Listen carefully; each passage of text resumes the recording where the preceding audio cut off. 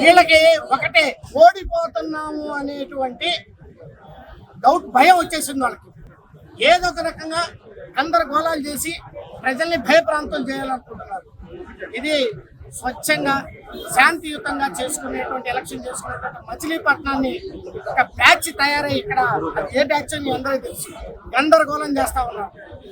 నేను ఒకటే అడుగుతున్నా, ప్రతి ఇంట్లో కూడా మహిళలు ఉంటారు, ప్రతి ఇంట్లో మహిళలు ఉంటారు.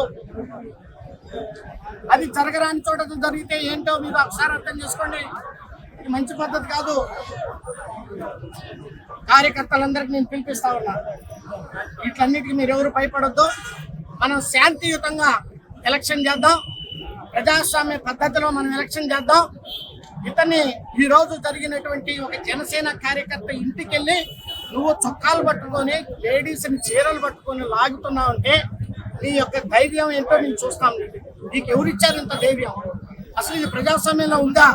ఒక జనసేన కార్యకర్తల్ని, లేడీస్ని, బీసీని తీసుకొచ్చినట్టు కొడతావా ఇంటికి వెళ్ళి?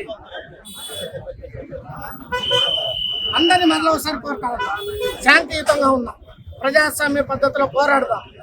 వాళ్ళని ఏ రకంగా ఓడించాలో మనం అందరం ఏకమై ఈ రోజు భయంకరమైనటువంటి 40-50 వేల తేడాతోటి ఇక్కడిని ఓడించాల్సిన బాధ్యత తెలుగుదేశం, బీజేపీ అలాగనే జనసేన కార్యకర్తల మీద ఉందని చెప్పి స్పష్టంగా మీ అందరికీ